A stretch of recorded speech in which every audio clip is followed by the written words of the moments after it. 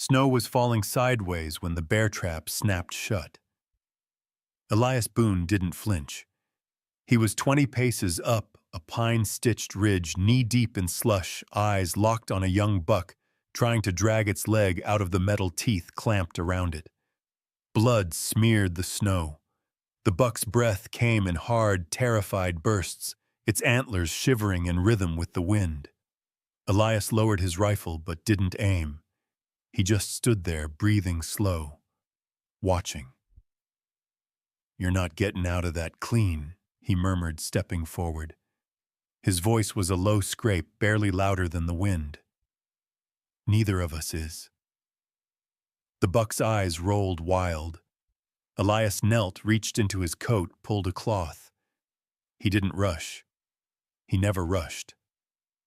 That's how mistakes got made, and the mountains punished mistakes. He whispered something soft, almost a prayer, and finished the mercy. By the time he reset the trap and slung the carcass over his shoulder, dusk was leaning hard against the trees. The mountains were closing in the way they always did when night came early and the cold grew teeth. Back on the trail heading toward his cabin, Elias felt that old familiar ache behind his ribs. Not the kind you treat with salve or liquor. The kind that came from silence too thick, memories too loud, and too many winters waking up alone. He was halfway across the final bend when he saw them. A woman and 2 children curled under a black gum tree, no fire, no coats thick enough to fight this kind of chill. She had her arms wrapped around them, like a human blanket. All 3 looked like they hadn't eaten in days. The older child's eyes were open but glassy. The younger one, barely more than a toddler, was limp against her shoulder. He stopped dead in the snow. For a second, he thought maybe they were ghosts. Then she raised her head. Chapped lips, wet eyes, face pale under grime. "Got any corn, mister?" she said. Not screamed, not cried. Just asked like it was the last thread of hope hanging off a cliff. Elias didn't answer. He didn't move. The mountain inside him, made of grief and time and cold silences, froze solid. He could leave. Lord knew it'd be easier. He'd seen what happened when you brought trouble close. Folks always ended up bleeding or broken or both. But then, a voice. His father's, clear as wind through pines. "Up here the wind bites, and the world don't care. But don't let the cold harden your heart, son." His boots crunched toward her. 5 steps. 10. She flinched as he came close, clutching her kids tighter. "I ain't gonna hurt you," Elias said. She didn't believe him. He could see it in the way her body shook, not from cold, but fear. She looked like she'd run out of road, and all she had left was instinct. "You got names?" he asked. She hesitated. Then Ruby May, Caleb, Ellie Rose. Elias nodded. "You got anywhere to go?" Her lips parted, closed. Finally, not anymore. He looked at the kids. Caleb, maybe 7, was staring at Elias like he was sizing him up for danger. Ellie Rose hadn't moved. Elias shrugged the deer carcass off his back, dropped it in the snow, and reached into his coat for jerky and a tin of dried cornmeal. He handed the jerky to Caleb. "Chew slow. Don't want you throwing it up." Ruby May took nothing for herself. Elias pointed his thumb toward the tree line. "Cabin's 15 minutes yonder. Wood stove. Blankets. I can get you all warm." Still, she didn't move. Elias met her eyes. "Ain't asking for nothing. Just don't want to find 3 bodies come morning." That did it. She stood staggered, really, and lifted Ellie Rose in her arms. Caleb took her skirt in one hand and the jerky in the other. They followed him through the snow. The cabin wasn't much. A crooked porch, a roof that moaned in the wind. but inside it was clean, orderly. There were blankets by the hearth and fresh tinder stacked near the stove. Elias stoked the fire, filled a pot with snow to melt, and handed Ruby May a towel to dry the girl. She moved mechanically, used to surviving, not comfort. He didn't press. Just boiled water, added cornmeal, salt, jerky scraps, and made a thick mush that filled the cabin with a smell better than any sermon. Caleb devoured his bowl in silence. Ellie Rose woke long enough to sip broth, then slept against her mother's shoulder. Elias watched them from the rocker by the window, hands rough as fence posts, face unreadable. Ruby May looked up once. "Why you helping us?" He didn't answer right away. Then, almost like confessing, "This house ain't been warm in 5 winters." She blinked, looked at the stove, the walls, the space. "I'll sleep on the floor," she said. "You'll sleep in the bed. You and them, I'll take the chair." She started to argue. He cut her off. "Ain't nobody here but me and pine trees. I ain't got no use for manners anymore. Bed's warmer." That night, Elias didn't sleep. He sat by the fire with the rifle across his lap, staring into flames, listening to the breathing of 3 strangers who'd just changed everything. They weren't ghosts.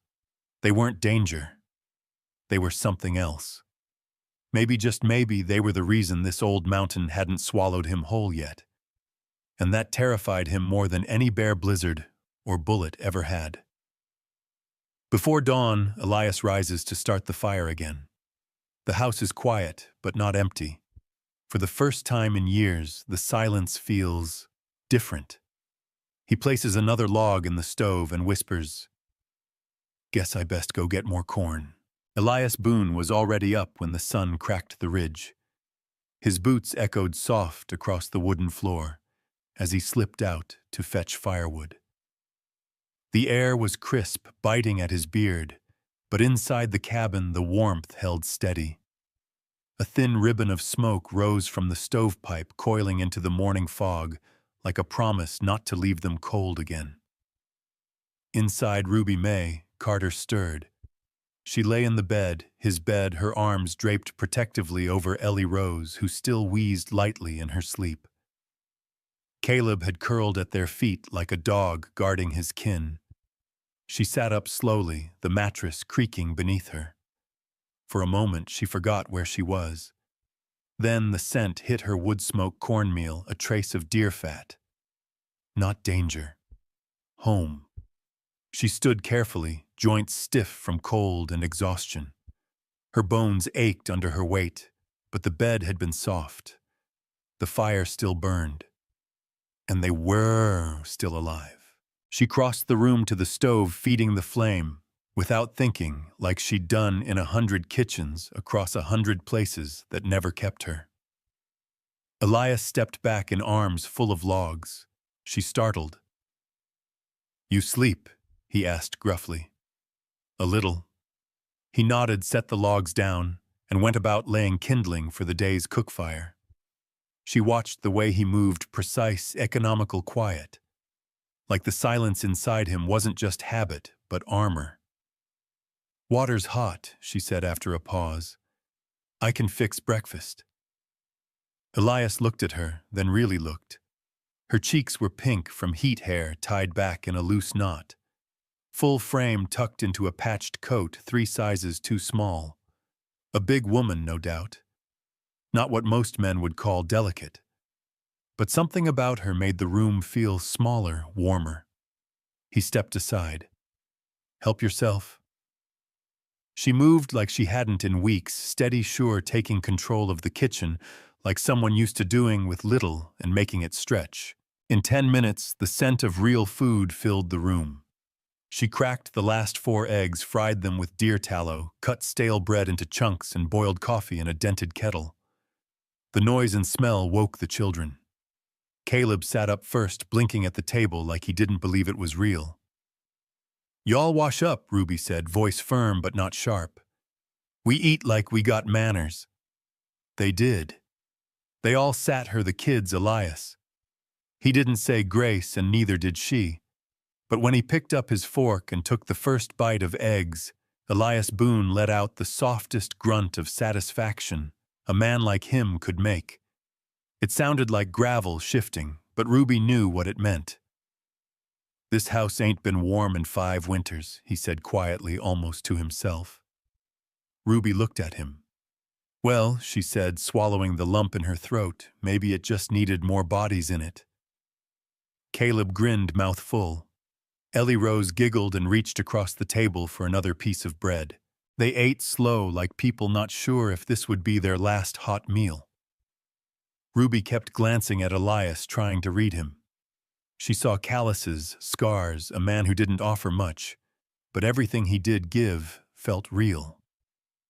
After breakfast, Elias grabbed his hat and nodded toward the door. "Going to town. Need cornmeal salt lamp oil. I'll be back before sundown." Ruby stood.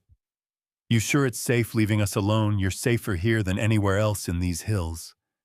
Door locks from the inside. Rifles by the door. You know how to use one?" She hesitated. "Enough to scare a man. That's enough." He was halfway out when she called after him. "Thank you. For last night. For this." He didn't answer, but he tipped his hat. Outside, snow had started to melt, revealing patches of brown earth beneath the white. Elias rode his mule down the ridge path, his mind racing faster than the hooves beneath him. He needed cornmeal, yes, but he also needed answers. Old Martha would know what the town was saying. He didn't trust most folks, but Martha had known him since he was a boy, before grief turned his voice to gravel and his eyes to stone. Back at the cabin, Ruby May cleaned like she was paying rent. She scrubbed the floors, shook out the bedding, stacked wood, mended Caleb's torn coat. Movement made her feel useful, made her forget she had nothing. Around noon, she paused by the window. The ridge stretched, wide snow retreating like an old enemy. It was quiet, peaceful. But peace didn't last in her life. It never had. She wrapped her arms around herself. What was she doing here? A fat girl with 2 kids, no husband, no money, and a man in town who claimed he owned her. But the way Elias had looked at her this morning, like she was more than trouble, made her chest ache. Maybe she thought maybe she could stay just long enough to get her feet back under her. Just long enough. In town, Elias tied his mule outside the feed store and stepped in boots thudding against the wooden floor. Old Martha was there, bent over a sack of flour wrapped in 3 shawls and muttering to herself. "Well, I'll be," she said without looking up. "The mountain ghosts come down for salt." Elias didn't smile. "Heard anything about what woman?" "2 kids. Strangers." Martha gave him a long side-eye. "Folks say a man's got a widow and her young'uns holed up in his cabin. Is that so?" "They say he's hiding her from Virgil Denton." That name landed like a rock in Elias's gut. Martha leaned close, eyes sharp beneath her wrinkled lids. "Virgil's down in East Hollow. Showing papers. Says he's got claim to her. Debt or some such." Elias's jaw set. "I've seen Virgil Denton take land from a dying man and hang a dog for barkin'. If he's coming, you best be ready." "I am." "You armed always. You got a plan working on it." Martha reached into her pocket and pulled out a brass key on a string. "Old moonshine shack out near the deer trail. Hidden good. If you need to move 'em quick, that'll buy you time." Elias took the key without a word, paid for his supplies, walked back into the snow. Back at the cabin, Ruby sat beside the fire, Caleb in her lap, Ellie asleep on a blanket. She didn't hear Elias return, but she felt the shift in the room when he stepped inside, like gravity changed direction. He hung up his coat, set the sacks down. You find what you needed, she asked. Most of it. A pause. Ruby, he said, voice low. You need to tell me exactly what Denton wants from you. She stiffened. I told you. My husband owed him. Denton said I had to work it off. With my hands or my back. Elias didn't flinch. Just nodded. Then we make sure he don't come near you again. She looked at him. You don't even know me. He met her eyes. I don't need to. That night, after the children were asleep, Ruby sat by the fire, rubbing her hands together. Elias sat across from her oil lamp, casting long shadows. You ever wonder, she said softly, if some folks just weren't meant for good endings? He didn't answer for a long time. Then maybe. But we can still fight for a better middle. The next morning, Deputy Hank will arrive, having heard whispers about Elias's guests.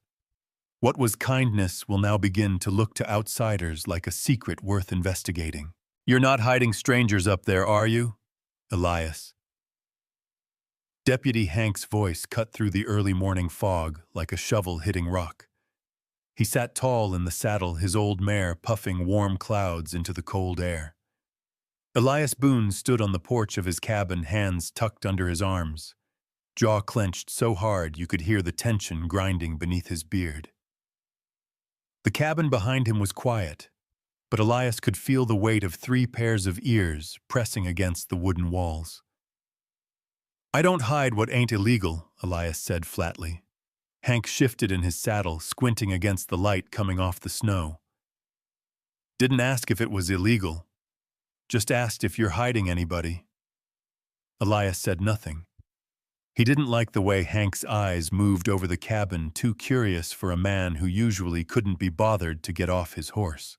The deputy wore the same threadbare coat he'd worn for years, same dented badge, same polite suspicion that passed for law in a town where nobody trusted justice unless it had a shotgun attached. You ain't come all this way to say good morning, Elias finally said. Hank's hand rested on the saddle horn.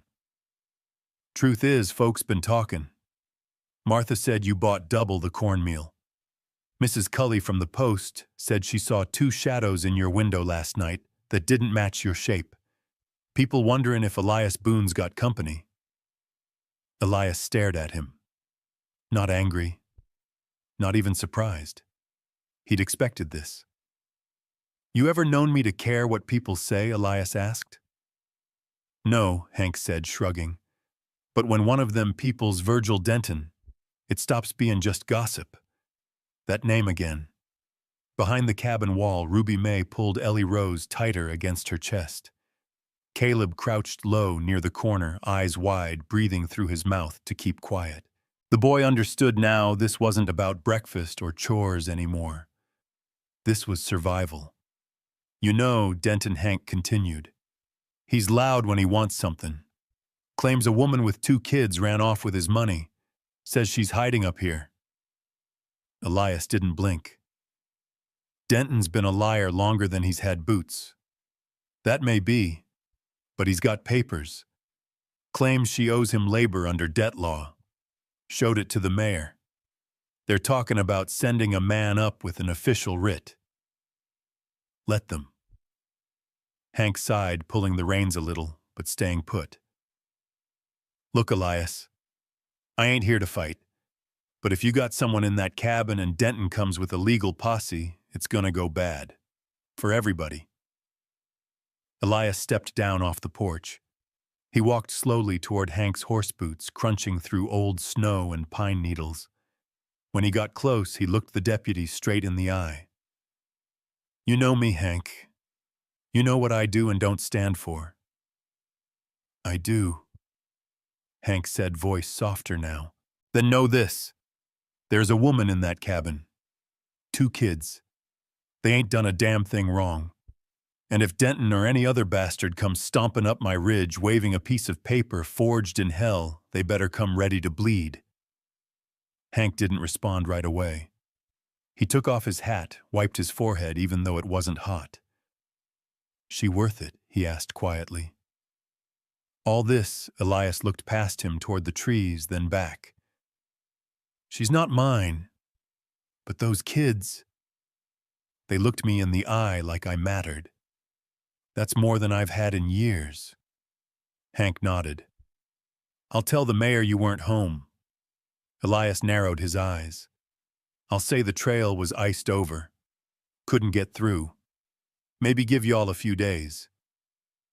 The mountain man gave a curt nod. No thanks. No smile. Just survival. Hank tipped his hat again and turned the horse slowly.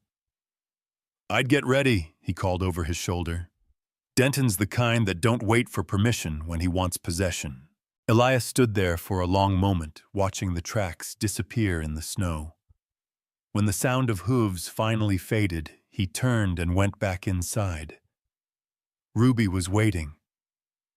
"You lied for us," she said.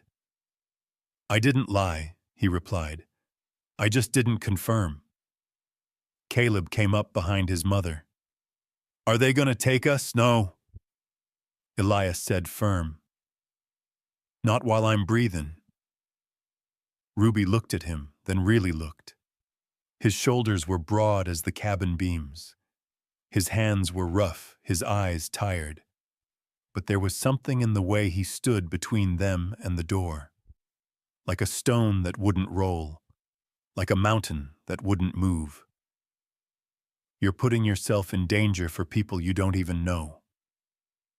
Elias shook his head. "You think I don't know you?" he asked. "I've known your kind my whole life.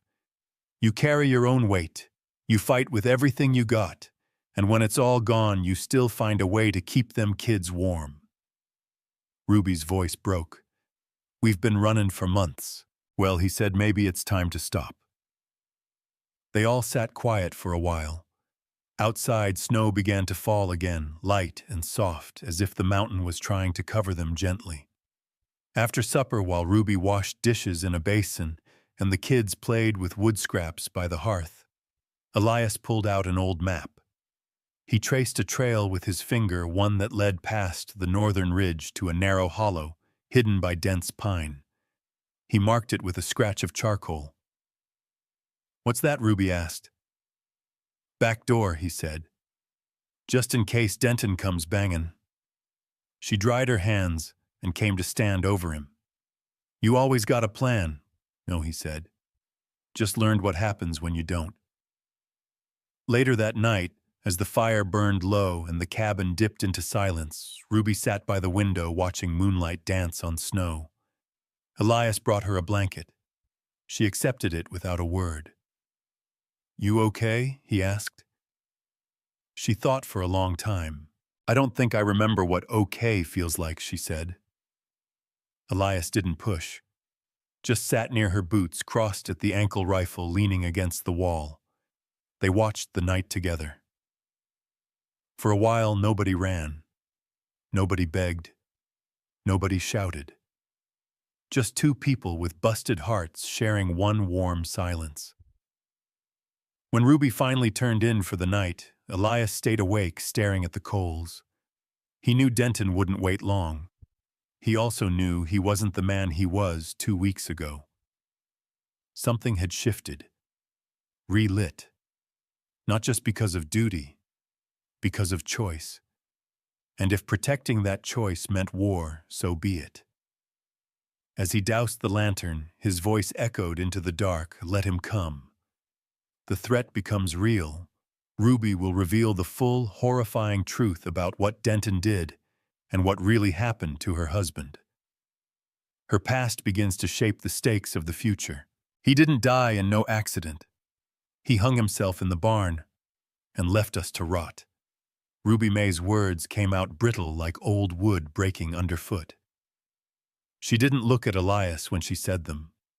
Her eyes were fixed on the fire flames flickering across her round face, casting shadows under her eyes that made her look older, tired beyond her years.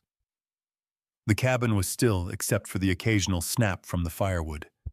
Caleb and Ellie Rose were asleep in the loft Elias had cleared for them. The weight of the truth sat heavy in the room like a storm brewing behind the silence. Elias didn't speak. He just waited. Like the mountain, he'd always been immovable patient. Ruby finally exhaled, slow and bitter. "You asked what Denton wanted. I told you it was debt." That was only part true. Elias watched her hands. They were trembling even though the room was warm. "My husband Clyde, he worked for Denton. Hauled timber, cleared brush, did whatever was asked. He was a good man at first, honest, kind. But that mine work, it hollows a man out. Swallowed him up little by little." Her voice cracked, but she didn't stop. "We got behind on rent and Denton offered him a loan.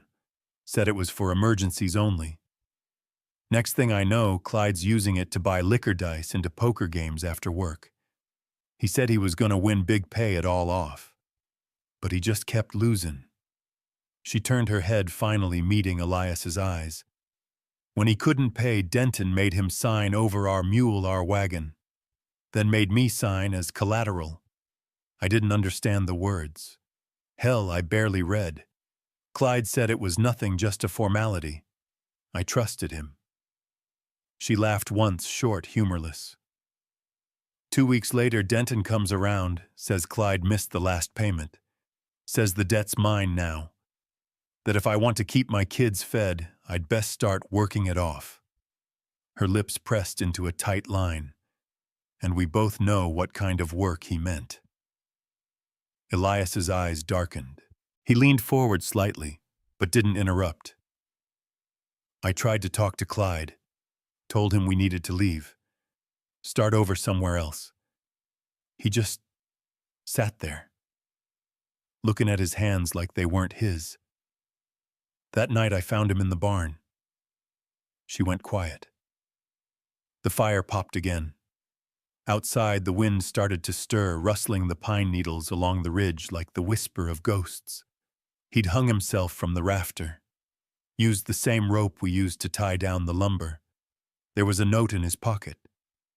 Said he was sorry. Said he thought this way Denton couldn't get nothing else from us. Elias felt something shift inside his chest, like a slow grind of stone loosening after years of pressure. "I took the kids and ran," Ruby said. "Didn't have time to bury him proper. Didn't even pack. Just wrapped what I could and started walking. Thought maybe I could get to my cousin's place in Tennessee. Thought maybe someone would take us in." Elias reached into the crate beside his chair, pulled out 2 tin mugs, poured a little corn whiskey into each. He handed one to Ruby. She accepted it with both hands, like she needed the heat more than the drink. He raised his mug slightly. "To the ones who break before they bend." She clinked hers softly against his, drank, then coughed once. "That's stronger than it smells," she muttered. "Mountain truth usually is." They sat in silence again, a heavy, companionable stillness. Finally, Elias asked, "That paper Denton had, the one with your name on it, you ever see it?" She shook her head. "He waved it once, said it was legal, said it made me his property till the debt cleared. I never signed nothin' after Clyde died. You think he forged it, I'd bet my life on it." "You might have to," Elias said grimly. "He's coming, with fire or papers or worse." Ruby looked away. "Then I should go, take the kids' leave tonight. You won't make it through the pass in the dark. And if you run, you'll never stop. He'll keep coming." Her jaw clenched. "So what, we stay and wait for him to chain me up like livestock? No." Elias said, his voice low and steady. "We stay and we fight." She stared at him, eyes wide. Why, she asked, whispering. "Why would you fight for me?" He looked into the fire, then into her. "Because this cabin's been empty too long. Because those kids laugh like they forgot how to be scared. Because I remember what it feels like to lose someone, and wish you'd done more to stop it." He paused, then added, "And because Denton's the kind of man the mountain should eat." Ruby blinked hard, trying not to cry. "You don't even know me, Elias." "I know enough."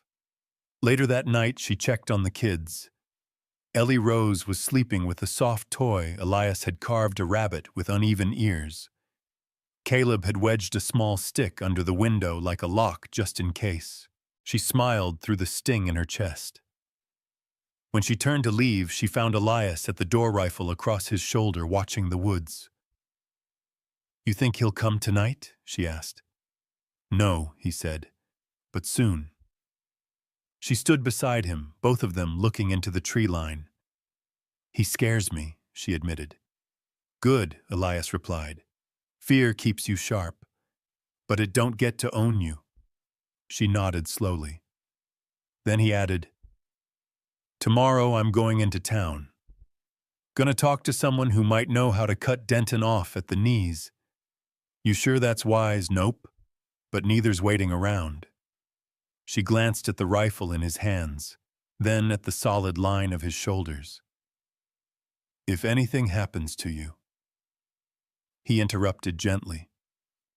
"If anything happens to me, you take that map on the wall, head east through Widow's Hollow.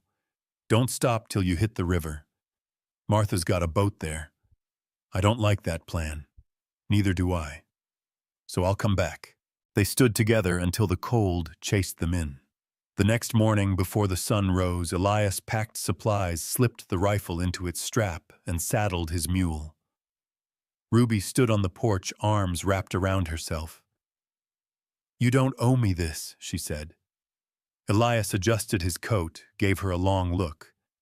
"Maybe not, but I owe it to myself to do something right." He mounted the mule, turned toward the trail. As he disappeared into the trees, Ruby whispered to no one, "Please come back, mountain man. We need you more than you know." As Elias heads to town to dig deeper into Denton's schemes, a dangerous storm brews on the mountain and back at the cabin. Ellie Rose will fall terribly ill, forcing Ruby to confront her worst fear, losing someone else she loves. The wind turned mean by sundown. It came howling through the pines like a pack of wolves, tearing at the eaves of the cabin, rattling the shutters and slipping under every crack like it was hunting warmth to kill.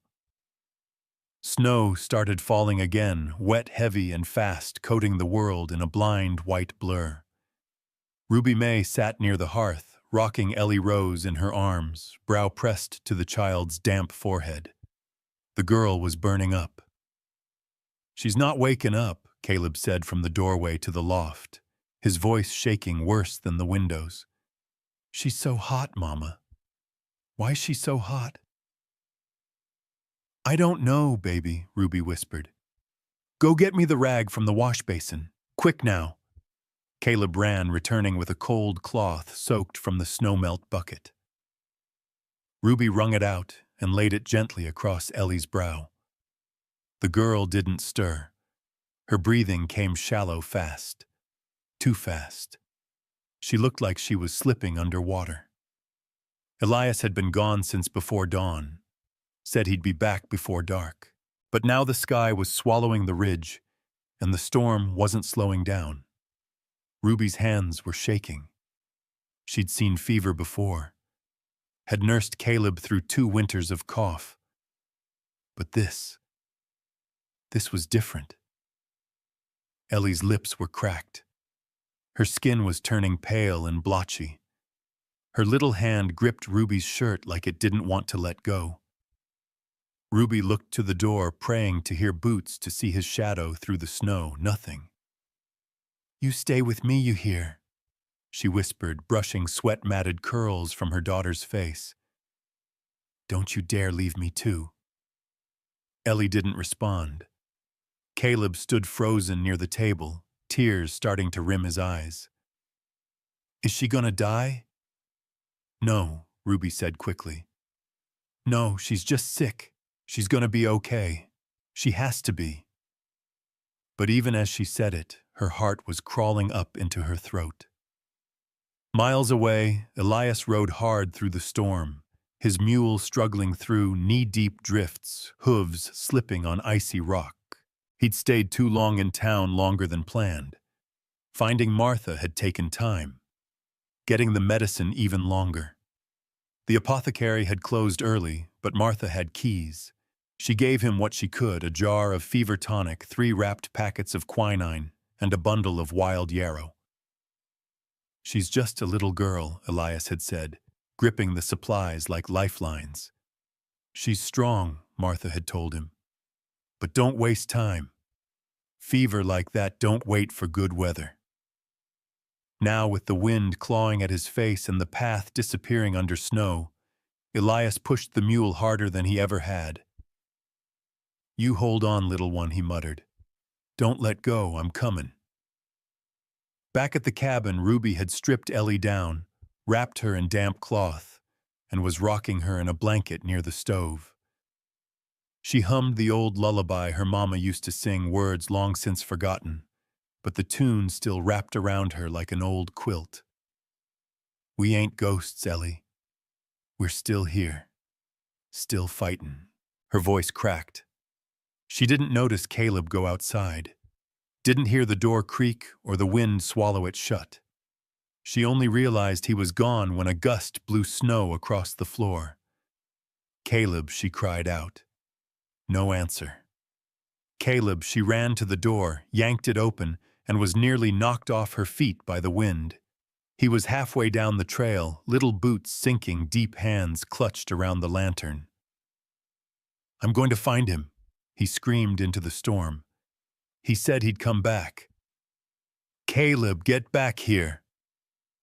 She charged into the snow, grabbed him before he could slip on the ice-covered rocks, and pulled him against her chest. "You don't ever run out in weather like this again, you hear me, but Ellie's gonna die, no." "No, she's not. Not while I'm breathing." She carried him back inside, both of them soaked, her own teeth chattering now. She dropped his coat by the fire, wrapped him in a blanket, then checked on Ellie. Still burning. Still slipping. Ruby dropped to her knees. "God," she whispered. "I know I ain't been talking much. Not since Clyde. Not since you took my mama, too. But if you got one more favor left for me, just one, I need it now. Please don't take my baby.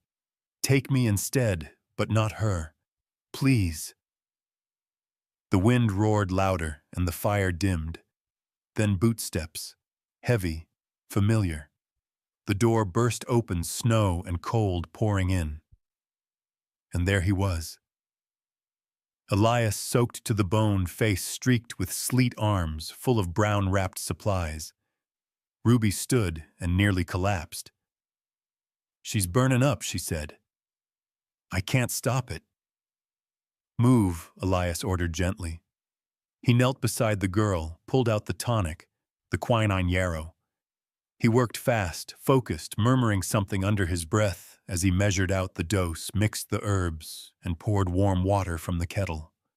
"Hold her head," he said. Ruby obeyed. He spooned the medicine into Ellie's mouth. The girl gagged, coughed, then swallowed. He repeated the process. Once, twice, then wrapped her in dry cloth and laid her on his bed closer to the fire. "I'll keep watch," Elias said. "Y'all rest." But Ruby didn't rest. She sat on the floor, back against the wall, arms around her knees, watching her daughter's chest rise and fall like every breath was borrowed. Elias handed her a tin cup of something warm. "It'll help," he said. She took it, drank, didn't speak. Hours passed. The storm eased, and just before dawn, Ellie stirred. Her eyes fluttered open. Mama Ruby sobbed. "I'm here, baby. I'm right here." Later that morning, after the sun crept through the clouds and turned the snow into glitter, Elias stepped outside with Caleb to chop more wood. "You saved her," Caleb said. Elias didn't respond right away. "Your mama did," he said finally. I just brought what she needed. Caleb looked up at him. Are you going to leave when she gets better? Elias paused, then drove the axe into the log with a clean, solid crack. Not if y'all don't want me to. Caleb smiled, said nothing more. Inside, Ruby sat by Ellie's bedside, brushing her hair with the carved comb Elias had left on the table. She looked at the bed, the stove, the walls. This place had become something dangerous. It felt like home, and that scared her more than any fever. That night, Elias fixed supper rabbit stew with the last of the potatoes. Caleb offered to help. Ruby didn't stop him. They ate together like people who had always been family, but just hadn't known it yet. After the kids went to bed, Ruby stood by the fire. I've been thinking, she said. Elias raised an eyebrow. If Denton comes, what if I stood up to him, told him no? You sure you're ready for that? I wasn't ready for Clyde to die either. Didn't stop it from happening. Elias nodded. He stood, walked to the fire, and looked her in the eye. Then we stand together. The reprieve is short-lived. As Ellie recovers, Virgil Denton arrives in town with forged documents and armed men ready to claim what he calls his property, and Ruby must confront her abuser face to face. The knock on the sheriff's office door was slow, deliberate. It didn't ask for permission, it demanded attention. Sheriff Clyde Monroe glanced up from his coffee and ledger just as the door creaked open and the wind dragged in a devil with a mustache. Virgil Denton. Black coat, gold watch chain, wide-brimmed hat, still wet with melting snow. Behind him stood two men with rifles slung low and eyes dull as river stones. Hired muscle. The kind that didn't ask questions unless told what answer to give. Virgil stepped inside like he owned the place, boots tracking mud across the floorboards. Sheriff Monroe, he said, smiling with no warmth. Hope I'm not interrupting anything important. Clyde set his coffee down slow. Mornin', Denton. What brings you to town? I come to collect what's mine. Clyde raised an eyebrow. You're gonna need to be a lot more specific. Virgil reached into his coat, pulled out a folded paper, and tossed it onto the sheriff's desk. Legal claim. Signed by Clyde Carter himself, witnessed by notary in Fairview County. Puts his wife and her labor under lien in the event of default. The sheriff picked up the paper, squinted at it. It looked official enough, watermark stamps, the whole damn song. But something about it smelled like rot under fresh paint. She's a person, Clyde said slowly. Not property. Virgil shrugged. Paper don't lie. And if she ran from a contract, that makes her a fugitive. You got any proof she's in this jurisdiction? Virgil's smile twitched. Word is she's holed up with that mountain hermit Elias Boone. Sheriff Monroe leaned back. You really want to start a war with Elias Boone over a piece of paper? I ain't looking for war, Virgil said. I'm looking for resolution, man to man. I knock. He hands her over. We shake hands. I ride off with what's owed, clean as snow. And if he don't, Virgil's eyes darkened. Then I'll do what I have to, law or no law. Clyde stared him down. This county don't take kindly to threats, Denton. Virgil leaned forward, placing both palms on the desk. Then you best stay out of my way. And with that, he tipped his hat and walked out, his men trailing like hounds behind him. At the cabin, Ruby May stood with her back to the stove, arms crossed tight across her chest. She didn't feel the heat. Couldn't. Ellie Rose had been getting stronger, each hour color returning to her cheeks, her laugh coming back in soft bursts, like spring buds pushing through frost. But none of that mattered now, not with Denton riding toward them. He's here, she said. Elias didn't ask how she knew. She just did. That was the kind of man Denton was. You could feel his presence like a sickness in your bones. Elias cleaned the rifle slow and steady, every motion careful, precise. Caleb sat by the window with a slingshot in his lap, watching the trail like it owed him a warning. Ruby's eyes met Elias's. "I don't want you killin' for me." "I ain't gonna kill for you," he said. She flinched. Then he added, "I'll kill for what's right." She looked away, fighting the panic crawling up her throat. "I should have told you to run," she whispered. "Wouldn't have listened." Outside, the wind was quieter now, the kind of stillness that made even birds nervous. Elias stood, pulled his coat on, slung the rifle over his back. "I set snares along the ridge," he said. "If anyone tries sneaking up the side path, we'll hear it." Ruby nodded.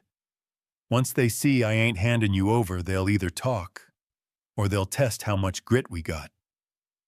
"I'm tired of running," she said. "But I'm more tired of being afraid. You ain't alone anymore." That made her chest tighten. She wanted to believe it. The next morning they heard the hooves first. 5, maybe 6. Slow approach, deliberate. Elias opened the front door and stepped out onto the porch.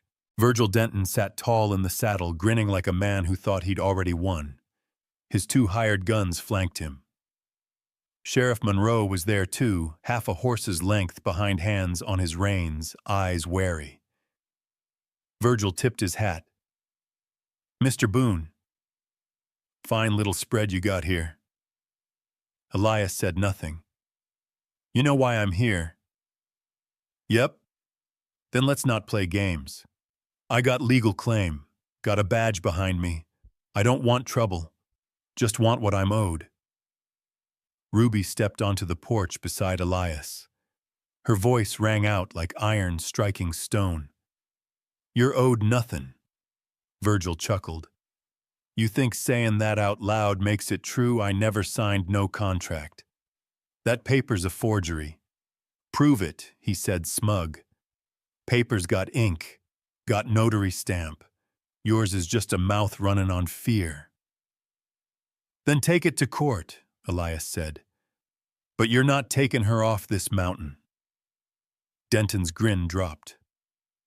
"You think you're the law now?" "No," Elias said. "But I know the law don't wear your boots." He stepped forward. "I buried my brother after a man like you rode into his land, waved forged paper, and dragged his wife out screaming.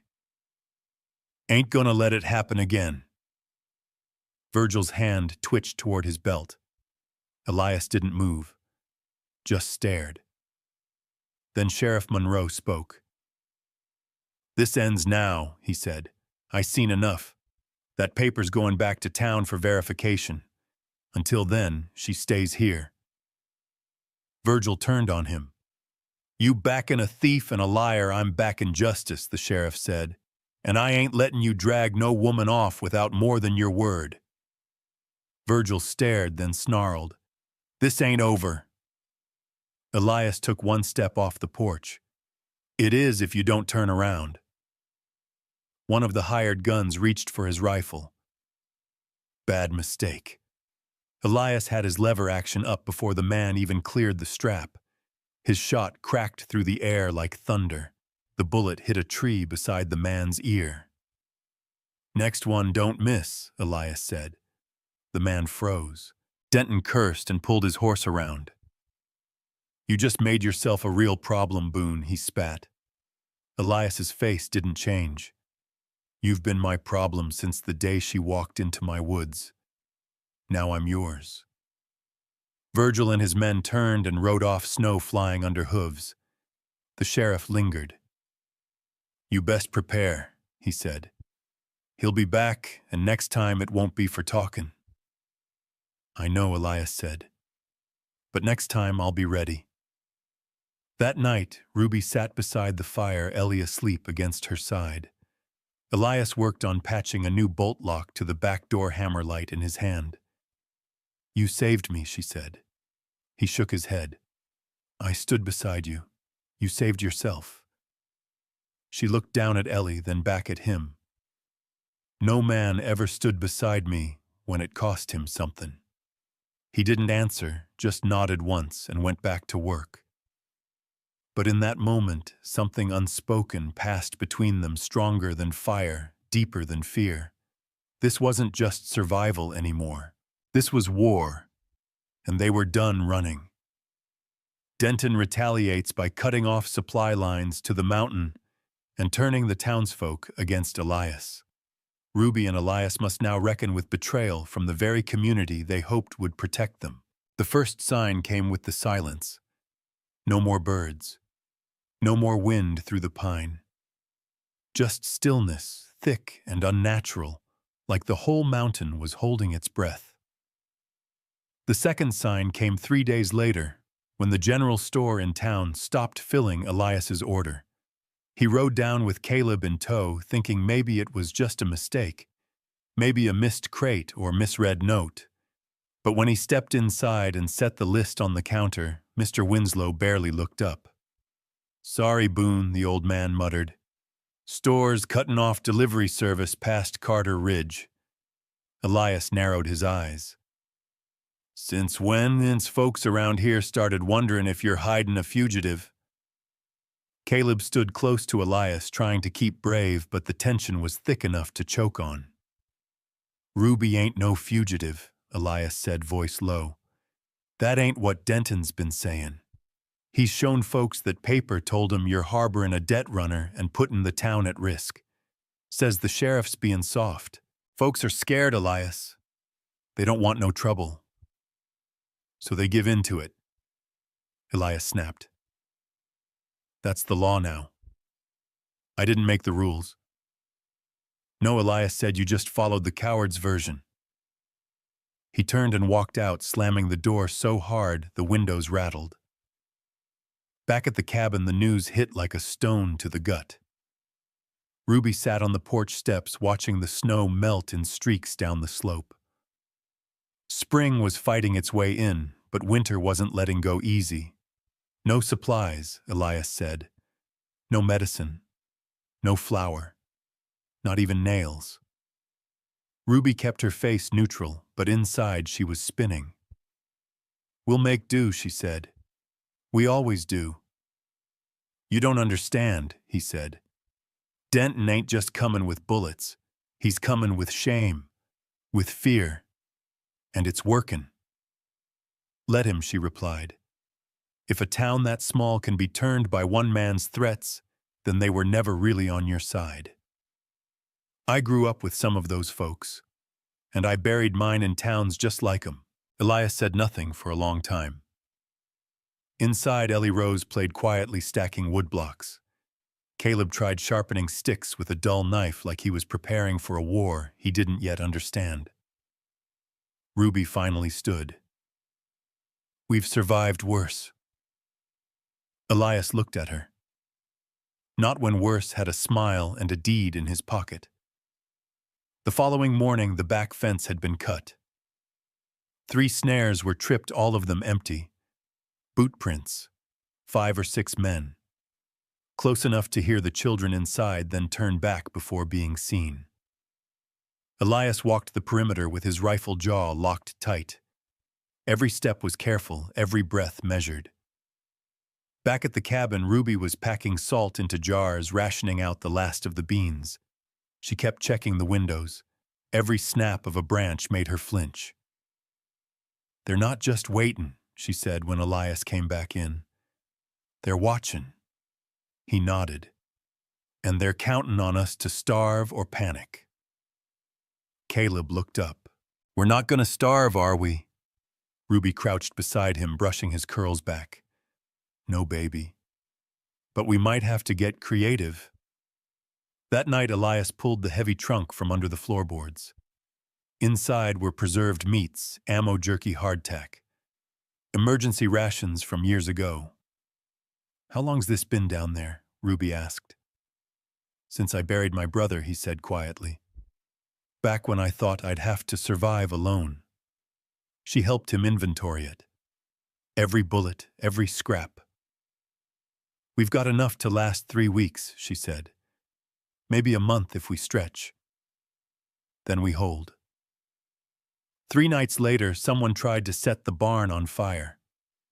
Elias caught the flicker of orange from the upstairs window, tore out barefoot with a bucket before the flames caught. Just a rag soaked in kerosene tossed through the slats. No note, no name, just a message written in flame. The next day, a dead squirrel was nailed to the cabin door. Virgil was upping the pressure, trying to make them fold before he had to fire a shot. And it was working on everyone but Ruby. She scrubbed harder, cooked louder, laughed when it hurt, held her daughter tighter. And at night, she lay beside Ellie with her eyes open, whispering stories of a world where mothers didn't have to fight like animals to protect their children. Elias didn't sleep either. He sat by the window rifle across his lap, eyes locked on the woods. He wasn't afraid of Denton. He was afraid of what Denton would turn him into. The next morning, Ruby found him still awake, shadows under his eyes. "You need rest," she said. "I rest when it's over. It may never be over. Then I stay awake forever." She knelt beside him, touched his arm. "Not alone." Later that afternoon, a wagon rolled up the trail. One rider, Martha. Elias stepped out, rifle still in hand. "You brave or stupid old woman, both," she said, grinning. "Brought you flour and soap. Ain't much, but it'll help." Why, he asked. "Town's turned," she spit. "Town's full of cowards. But I ain't afraid of Denton. Never have been." Ruby appeared behind him, eyes soft. "Thank you," she said. Martha handed over a folded letter. "Sheriff Monroe's tryin'. But Denton's got the mayor in his pocket now. Judge, too. If you want this to end, you need more than bullets. You need proof," Elias frowned. "Proof of what? That paper's fake. I know the notary's mark. It's forged. Sheriff's looking into it, but Denton's bought himself time." Ruby's mouth tightened. "He don't care about law. He just wants obedience." Martha nodded. "He wants to own what he breaks. That's always been his game." She pulled out one more thing, a copy of a death notice. Clyde Carter. Suicide. Filed with no witness. Closed case. "This don't sit right with me," she said. "And if it don't sit right with you either, then maybe it's time someone opened it back up." Ruby stared at the paper, then nodded. That night, Elias nailed a new bolt across the front door. Ruby sharpened kitchen knives. Caleb practiced with his slingshot. Ellie Rose slept sound cheeks, flushed with health again. The storm Denton sent wasn't made of snow. It was fear. And they weren't afraid anymore. They weren't prey. They were holding ground. Ruby and Elias decide to strike first. With Martha's help, they plan to head back into town under cover of night retrieve records and confront the mayor and judge with the forgery. But betrayal waits in the shadows, and not everyone who smiles is on their side. The night they decided to fight back, the moon hung low and red like an old scar. Elias and Ruby rode double on Martha's wagon, the wheels creaking through packed dirt, every turn a prayer it wouldn't be their last. Martha drove like a woman with no fear of death, only of silence, because silence meant Denton had already won. They left the children with Elias's friend Gabe, a trapper from the northern ridge who owed Elias an old debt and knew how to keep quiet. Caleb had tried to argue, but Ruby told him, "If this goes wrong, I need to know you and your sister will still be breathing. That's how we win, baby, not just by fightin', but by lastin'." So they rode. Toward town. Toward the courthouse. Toward answers. Martha pulled them up short of the main square behind the blacksmith's old shop. Elias helped Ruby down, keeping his rifle hidden beneath a patchy wool blanket. They moved through the back alleys like ghosts, stepping over barrels and broken crates following Martha's lead. "You sure about this?" Elias whispered. "You think I'd get out of bed in this cold?" "If I wasn't," she hissed. They reached the back of the town hall. A thin door led to the archive room, a place filled with dust, silence, and every lie the county had put in writing. Martha jimmied the lock. Inside it smelled like old paper and mold. The flicker of a single lantern cast long shadows as Ruby moved to the shelf marked legal deeds and contracts. Elias watched the window, heart pounding. Ruby pulled file after file, lips moving silently as she scanned names. Here she whispered, "Clyde Carter. Debt contract. Dated 3 days before his death." She held it up to the light. No witness signature. No notary seal, just a stamp. And it's the same one Denton used on mine. Martha cursed under her breath. Forgery. Bastard didn't even try hard. "There's more," Ruby said, voice shaking. "Look." She held up a second document. "A transfer of obligation. Says I inherited the debt. But it's dated after Clyde died." Elias stepped closer. "Can the dead sign paperwork?" "No," Ruby said. "But Denton sure tried." They gathered the evidence, folded it into a leather pouch, and turned for the door. That's when they heard the voice. "Well, ain't this a cozy little reunion?" Mayor Alton stepped into the doorway, his hands clasped behind his back. 2 deputies flanked him. One of them Elias recognized. Grady Hale, a man who once shared stew with him after a snowstorm stranded travelers in the hills. Now he held a shotgun. Alton Martha growled, "I told you once you back snakes, you get bit." "I back order," the mayor said. "And Denton. He pays taxes. Pays men, keeps this town running. He forges legal papers," Ruby snapped. "He enslaves women." Alton sighed like a man dealing with children. "Do you have any idea what kind of trouble it brings when folks like you start crying abuse in public? You want fairness, that ain't how the world works. Not out here. We keep the peace by keeping the noise down. By burying the truth," Elias said. "No," Alton replied. "By making sure the truth doesn't cost us more than we can afford." Grady shifted uncomfortably, eyes flicking to Elias's rifle. Martha stepped forward, voice low and hot. "You're a coward, Alton. Always have been. And cowards don't get to decide what justice is." Alton smiled, cold and tired. "No, but we get to decide who lives long enough to complain about it."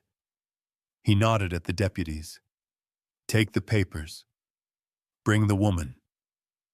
Grady didn't move. The other deputy stepped forward, and Elias, with one smooth motion, threw the blanket back and leveled the rifle. "Don't," he said. The room went still. Grady held up his hands. "Elias," he said, voice trembling. "I don't want to be part of this." "Then don't," Elias growled. The second deputy hesitated. Elias shifted his aim. That did the trick. The man dropped his hand from his holster and stepped back. Alton sneered. "You think you're going to shoot your way out of this?" "No," Elias said. "I think I'm going to walk out. And I think when this hits the judge in Fairview, you'll be the one looking for a hole to crawl into." Ruby held up the forged contract. "We have what we need now. Proof, names, dates. You think you can bury all of us?" Alton didn't answer, just watched as they backed toward the door, rifles raised, papers in hand. Outside, the wind had picked up again, howling low through the alleys. They didn't run. They walked slow and steady out of the building, down the back steps, through the shadows and into the dark. They rode in silence for an hour before anyone spoke. "Fairview's 2 days' ride," Martha said. "That judge has no love for Denton." If he sees these papers, it's over. We'll ride out tomorrow, Elias said. Ruby and me. Ruby didn't argue. Her eyes were locked on the horizon. He's gonna know, she whispered. By morning, Denton's gonna know we took it. That we're coming. Elias nodded. Good. Let him prepare for a storm. 'Cause we're bringing one. When they returned to the cabin, Caleb ran to greet them, relief all over his face. But Gabe, waiting near the fire, had news. Riders, he said. 5 of 'em. Camped at the edge of the ridge trail. Watchin'. Waitin'. Ruby's face paled. Elias clenched his fists. They're trying to block us in, he said. Trap us on the mountain. Then we ride at first light, Ruby said, before they can stop us. Martha looked at her, something like pride shining through her worry. You sure, sugar, I'm done being hunted, Ruby said. It's time they learn what it feels like. That night, Elias cleaned both rifles, packed the evidence in oilcloth, and drew new paths on the map. Ruby wrote a letter for Caleb and Ellie just in case. They didn't speak much. Words weren't enough anymore. But when Elias passed her by the fire and paused, she reached for his hand, held it, just for a moment, long enough to remember what hope felt like. Ruby and Elias ride for Fairview at dawn, but the mountain has other plans. Ambushed on the trail, they must split to survive. Ruby takes the papers, Elias takes the bullets. The cost of justice is about to get real. They rode out before sunrise, the cold biting through their coats, the sky still bruised with night. Elias led rifle across his back, eyes on every ridge. Ruby followed close behind, a small satchel clutched tight to her chest, the forged papers wrapped in oilcloth tied with twine. Every hoofbeat felt like a warning, every shadow like it had teeth. They'd made it 3 miles down the ridge when the birds stopped singing. Elias raised a hand, slowing his horse to a stop. Ruby did the same. The forest held its breath. No wind, no rustle. Just stillness and the rising sense of something wrong. He turned in the saddle. We're not alone. Then the crack of a branch. Down, he shouted. Gunfire tore through the trees. Bark exploded around them. Elias dove off his horse, rolled behind a pine. Ruby's mount reared, shrieked, then bolted. She hit the ground hard, the satchel still clutched to her chest. Breath knocked out of her. Figures stepped from the tree line, rifles raised. Denton's men. Thought they'd sneak out quiet, one of them jeered. Elias fired from behind the tree, one clean shot. A man cried out, dropped his weapon. The others scattered, shouting orders. Ruby crawled behind a fallen log heart, pounding, ears ringing. Elias moved like a shadow, firing twice more. But there were too many. One of the men flanked him from the satikasoy. Elias turned too late. The butt of a rifle cracked against his head. He went down hard. Ruby saw it happen, his body limp, his hat rolling in the mud. She almost screamed. Then a voice called out. There she is! The girl. Boots thundered toward her. She clutched the satchel tighter, got to her feet. Stop! The man shouted. She didn't. She ran. Through trees, over roots, down a slope slick with melting frost. Bullets whined past her head. Branches whipped her face. The satchel beat against her ribs, each step a hammer on her spine. But she didn't stop. Because Elias was down. Because her babies were waiting. Because that satchel held the only justice they might ever see. She heard a voice behind her. You better run, girl, but it won't matter. That paper don't mean nothing if you're dead. She ran harder, until the ground gave out. Her foot hit loose gravel and she slipped, tumbling down a rocky slope, crashing through brush and mud. The world spun. She landed hard, skidding to a stop in a dry creek bed. Her head rang. The satchel was gone. Panic surged. She scrambled, bleeding and dizzy, until she spotted it wedged under a log. She grabbed it just as footsteps reached the top of the ridge. "She's down there. No time to climb." Ruby crawled into a narrow cleft in the rocks, half covered by brush. She pressed her back to the stone heart, thundering in her throat. A pair of boots appeared on the edge above. "I see blood," one of the men said. Another voice, "Ain't worth chasin'. Let the wolves take her. The man's more important. Boone's out cold. What you want to do with him, bring him. Denton wants him alive." The voices faded. The boots disappeared. And Ruby stayed there. Still, shaking, covered in mud and blood and hope. She didn't move for hours, didn't cry, didn't breathe too loud. When the sun reached the edge of the trees, she crawled out of the rocks and limped through the forest. Every step screamed. Her arm hung wrong, but she walked, because she had to. And somewhere deep inside she knew, if I stop now, we all stay broken, and Denton wins. She made it to a trapper's cabin by dusk. An old man named Silas who remembered Elias from years ago. He didn't ask questions, just gave her bandages, hot water, and half his stew. "You look like hell," he said. "I've seen worse," she rasped. He pointed at the satchel. "That what they were shootin' for?" She nodded. Proof, names, dates, every lie they told written down proper. "You headed to Fairview still?" She nodded. Silas handed her a map. "There's a logging road. Hidden. Rough, but it'll cut a day off your ride. You rest tonight. Take my mule in the morning. I ain't got nothing to repay you with. You bring that paper to the judge and you'll pay me just fine." She laid down that night with the satchel under her arm and the ache of Elias's fall stuck in her chest. She didn't sleep. She planned. Back at the Denton estate, Elias woke in a barn cell. Straw floor, iron lock, head pounding like thunder in a barrel. His hands were tied. His rifle was gone. Denton stood outside the bars, smiling like the devil just won a bet. "You know," he said, "I figured Boone the Hermit was just some old fool. Turns out you're a real problem." Elias didn't answer. "You think you've got her safe, think that little woman of yours can outrun me forever?" Elias sat up slow. "I don't think," he said, voice gravel in fury. "I know." Denton chuckled. "We'll see how much you know when I'm done with you."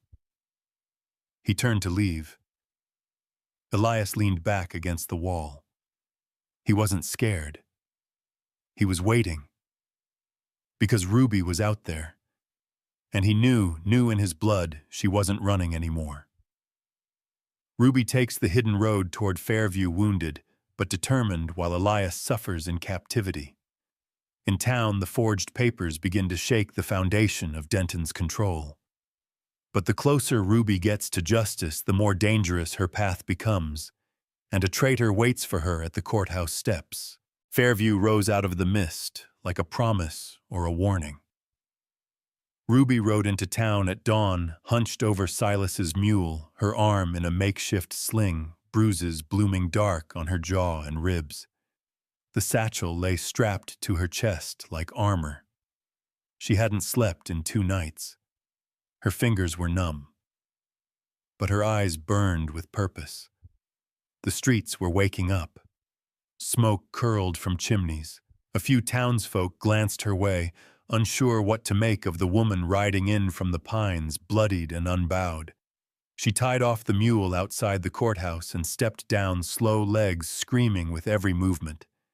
Then she walked up the front steps like she owned them.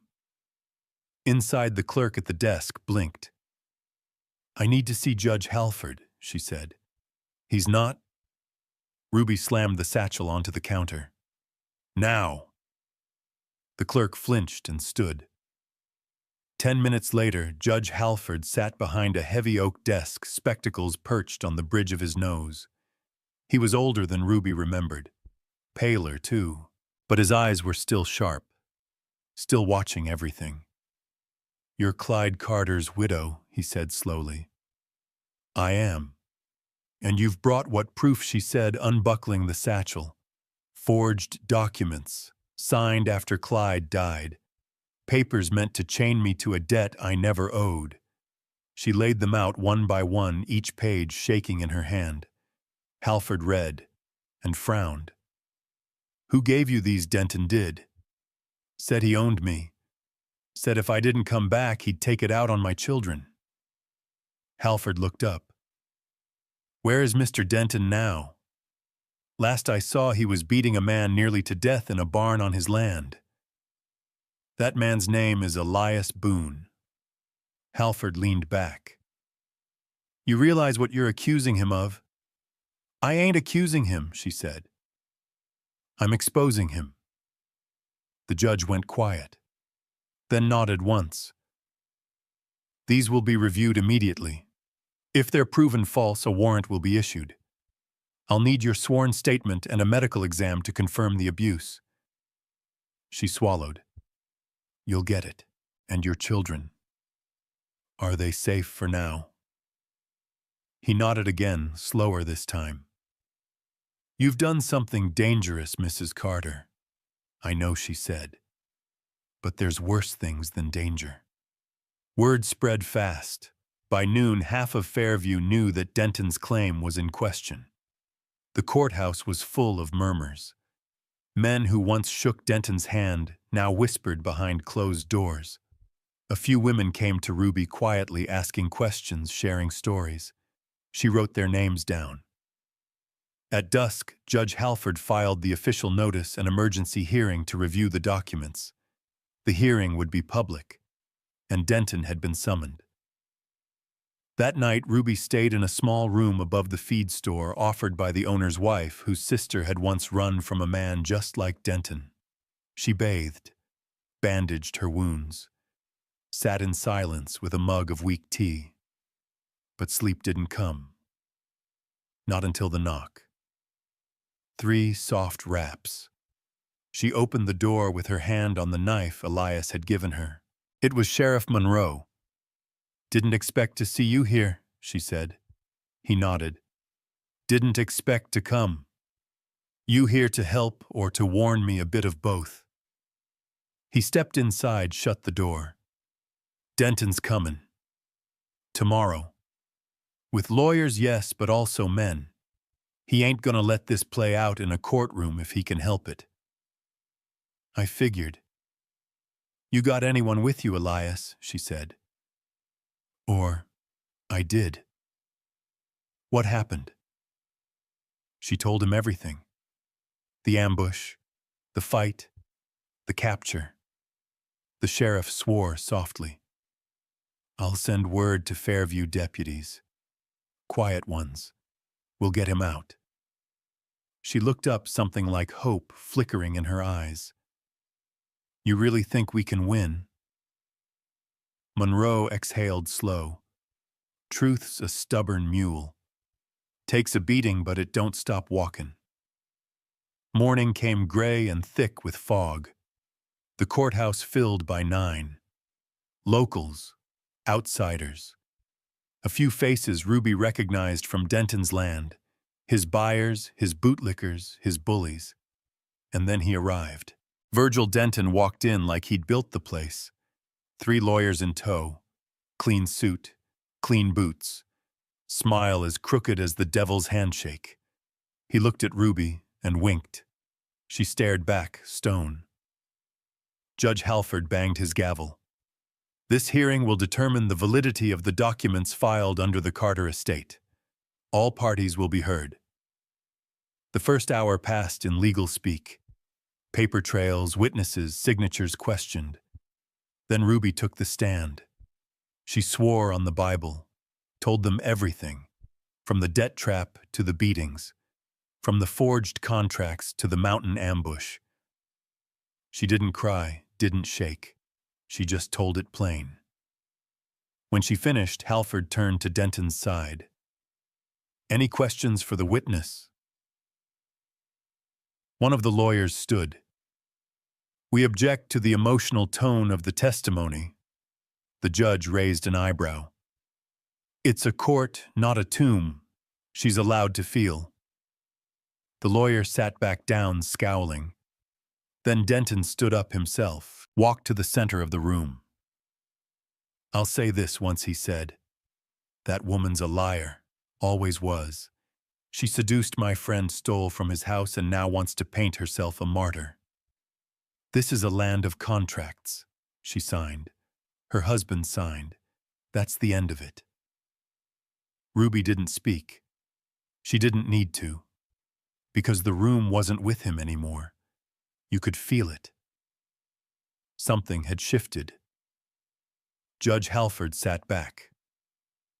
"These documents are false," he said. "Notarized after Mr. Carter's death. Stamp mismatches on multiple pages. Testimony aligns with known behavioral complaints filed by witnesses in town. This court rules the claim void. Any further attempt to enforce this fraudulent debt will be treated as criminal coercion." Murmurs. Applause. A single sob. Denton's smile cracked. "I'll appeal," he growled. "You do that," the judge said. "From a cell if we find Boone in your barn." Outside, Ruby stepped into the sunlight like a woman newly born. She didn't smile. Not yet. Not until Monroe stepped out behind her. "We found him," he said. "Just got the wire. He's alive." She nodded, breath-catching. "We're 10 miles west. They moved him this morning. He'll be here by sundown." As Elias is rescued and brought into Fairview, Denton refuses to accept defeat. He flees custody, gathering his remaining men for one final ambush. The courthouse isn't safe, and Ruby must now decide: flee again or face him head-on in a showdown that will cost more than either side expects. They brought Elias in at dusk.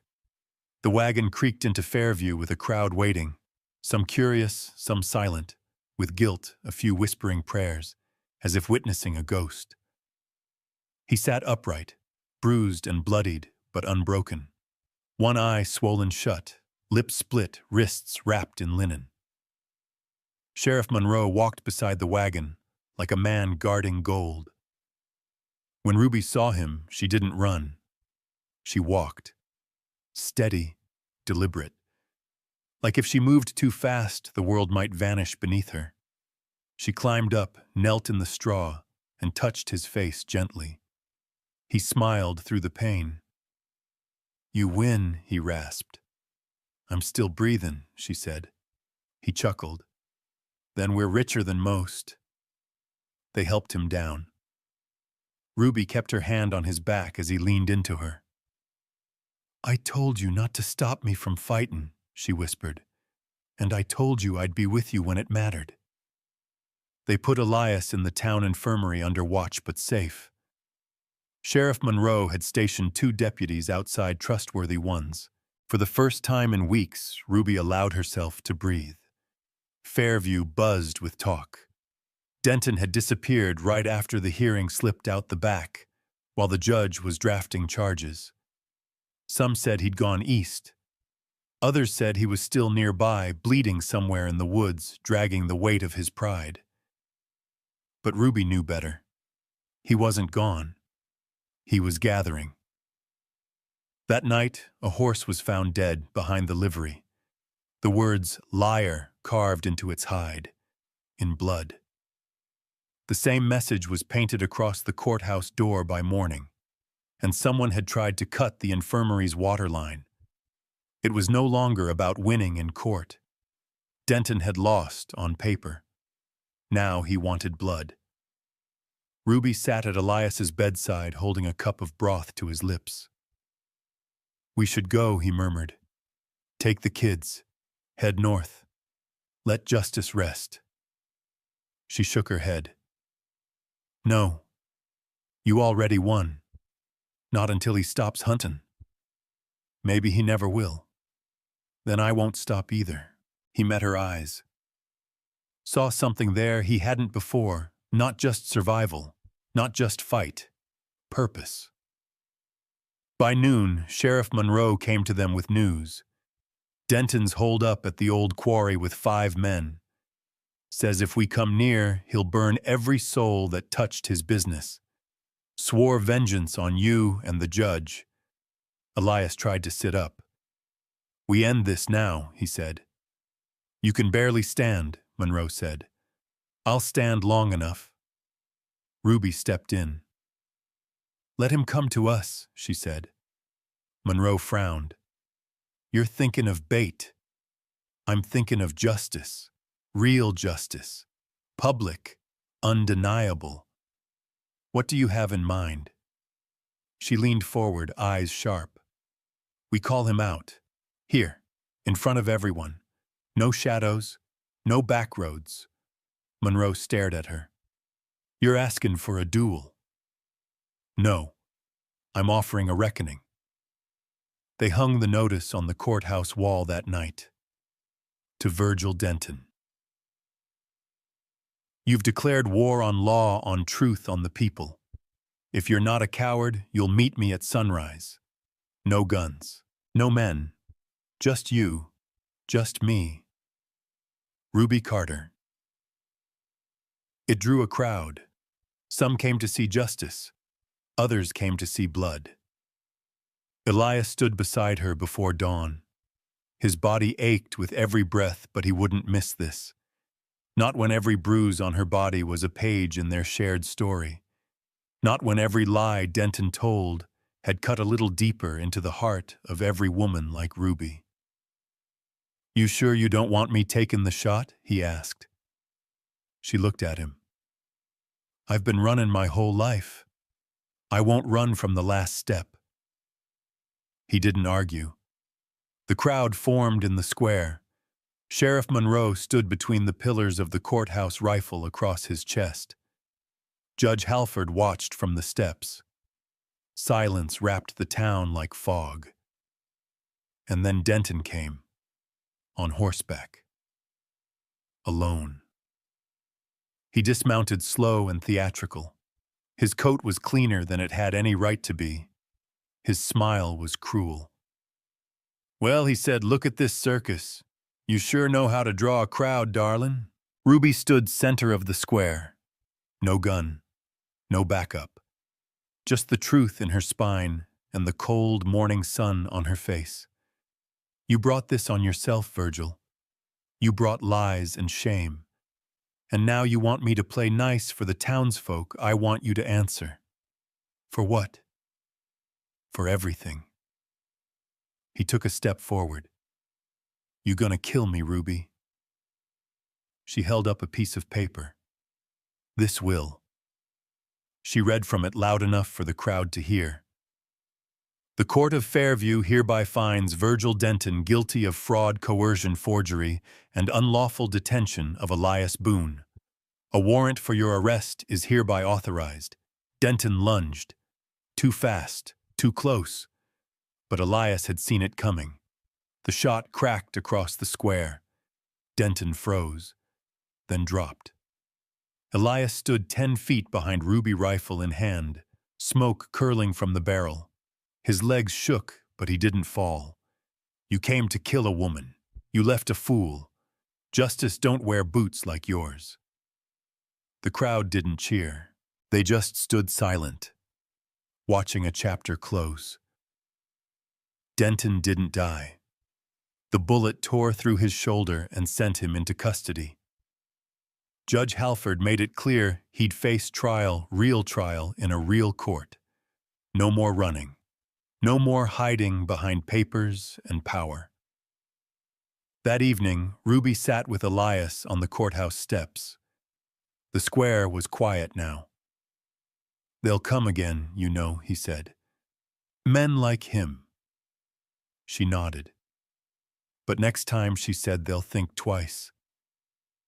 Because of you, she looked out across the town. No. Because of us.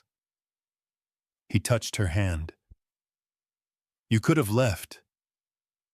I did, she said, and I came back stronger. With Denton imprisoned, Ruby and Elias returned to the mountain to rebuild, but their past still echoes.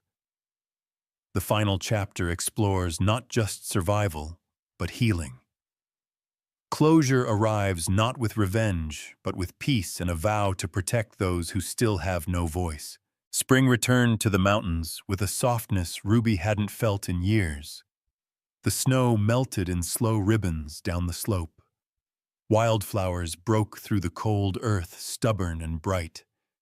And the wind, once sharp with warning, now carried only the sound of birds and the rustle of new leaves. She stood on the porch of the rebuilt cabin, hands in the soil of a planter box Elias had carved by hand. Ellie Rose giggled behind her, chasing a moth. Caleb helped Gabe repair the chicken coop, hammering with more enthusiasm than aim. Somewhere inside, Elias stirred coffee with one good arm and 2 cracked ribs. It had been 3 months since Fairview. 3 months since the last gunshot. 3 months of breath, of healing, of learning what silence felt like when it wasn't hiding a threat. Ruby still dreamed of Denton some nights, not in fear, but in memory. She saw his face as he fell twisted in shock, pride bleeding out onto courthouse steps. He hadn't spoken a word since. Locked behind iron and guarded by men who once toasted his name, he sat in silence, now waiting for a trial no one could buy. Justice had its own rhythm. Slow, careful. But it moved, and she no longer had to chase it. Later that afternoon, Elias joined her on the porch, coffee in hand, eyes scanning the tree line. "No one's comin'," she said, smiling. "Habit," he muttered. She leaned into him. "Not every shadow's got teeth anymore. Some do." "Then we keep watch," she said. "But not in fear. Not ever again." He nodded, thumb brushing over the scar on his knuckle. "I ever tell you I thought I'd die alone up here, you almost did." He chuckled. "And then you came screamin' through my woods, demandin' beans and shelter." She laughed, a real one, warm and easy. "I didn't scream. You were louder than thunder." They sat quiet for a while, listening to the wind. Then he said, "You changed this place." "I didn't mean to." "Exactly why you did." Word spread about Ruby Carter, the woman who faced down a man with power and lived to plant beans afterward. Other women came months later, riding in pairs or showing up alone with nothing but bruises and names they'd stopped using. Some brought children. One brought a song. Ruby gave them space, gave them shelter, gave them silence, then stories, then land. Not all stayed. Some just needed to know a place like this existed, that there was a ridge high enough and wild enough that a woman could reclaim her own name and never speak it again if she didn't want to. They called it Widow's Hollow. It wasn't just for widows. It was for the broken, the rebuilding, the ones who ran and the ones who turned back to fight. And the rule was simple: no past unless you wanted it told. No debt unless it was repaid in kindness. One morning, Caleb found a rabbit in a snare and brought it back proudly. Elias showed him how to clean it, hands gentle, voice steady. "You remember what to do if you see prints near the trap, circle wide. Watch first. Never assume it's just a fox." Elias smiled. "Good." Ruby watched from the doorway, heart full in a way that didn't ache anymore. Ellie Rose tugged at her skirt. "Can I pick flowers?" "Just don't eat the purple ones." "Why not?" "They bite back." The girl giggled and ran off into the field. That night after dinner, they sat under the stars. Ruby held Elias's hand. Caleb leaned against her side, half asleep. Gabe smoked a pipe on the steps. Ellie Rose chased fireflies until she tripped then laughed so hard she forgot to cry. No threats, no flames, no men with paper promises and chains made of ink. Just peace, hard-won, fragile, real. Ruby looked up at the stars and thought of Clyde, of the man who'd loved her but lost his way, of the boy he'd been the hope they'd once had. She didn't hate him. She didn't worship him either. She forgave him, and in doing so, freed herself. Because that was the point, wasn't it? Not vengeance, not fear, but freedom. To be more than what others had tried to carve into her skin. To write her name in the soil with her own 2 hands and say, "This is mine. This is enough." "We don't win by fighting," she whispered.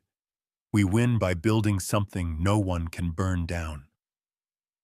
The cabin's lantern flickered once, then held steady.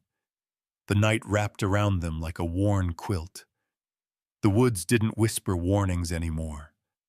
They just breathed. And for the first time in a long time, so did Ruby.